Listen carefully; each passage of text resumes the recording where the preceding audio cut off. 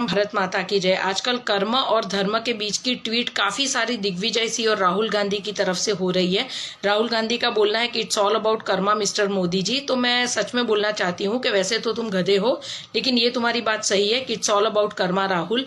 अगर कर्मों की अगर बात करें तो मैं ये बोलना चाहती हूँ कि एक प्रधानमंत्री की जो गरिमा होती है वो पूरे वर्ल्ड के लिए एक एग्जाम्पल होती है। और तुम्हारा बाप प्रधानमंत्री होने के नाते इटली जाकर अगर कचरा ही उठाकर लाया तो वो उसके कर्मों का नतीजा ही है। तुम जैसी निकम्मी औलादे पैदा करना जिसकी वैल्यू आज 50 साल के बाद भी शून्य है, तो वो भी उसके खराब कर्मों के नतीजे ही है।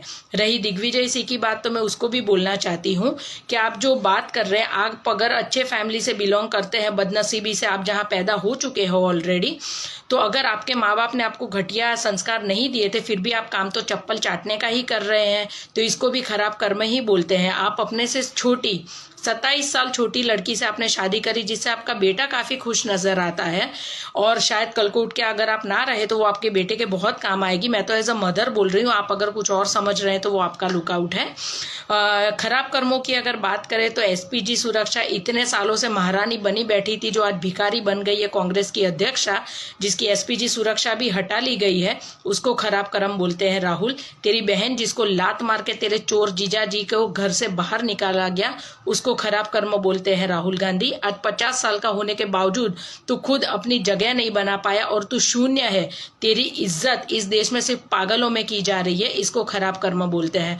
और अब कर्मों के अच्छे फल की भी हम बात करेंगे। एक सामान्य कार सेवक जिसने आरएसएस की शाखाओं में झाड़ू तक लगाया है, जिसने चाय तक बेची है, वो आज पूरे देश का एक रिस्पेक्टेड बंदा है, वो है नरेंद्र मोदी। इसको अच्छे कर्म बोलते हैं।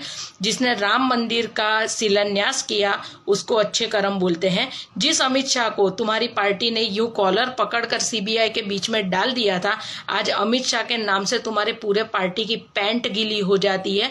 ये होते हैं अच्छे कर्म। खराब कर्म वाले हैं ना, बम से फटके मरते, जैसे तेरी दादी और तेरा बाप मरे थे। जिसकी हड्डियां कहाँ पड़ी थी वो खुद तुम लोग पता नहीं लगा पाए। खैर, सिखों का जो नरसंहार किया था उसका हिसाब तो भगवान को लेना ही था, इसी वजह से तेरी दादी और तेरे बाप को ऐसी मौत मिली थी। तो कर्मों का अगर हिसाब लगाएगा ना, तो सबसे खराब कर्म तो ये होते हैं जब औरत अपने पति की सरनेम ना लगा सके और उधार की सरनेम पर अपनी जिंदगियां गुजार दे।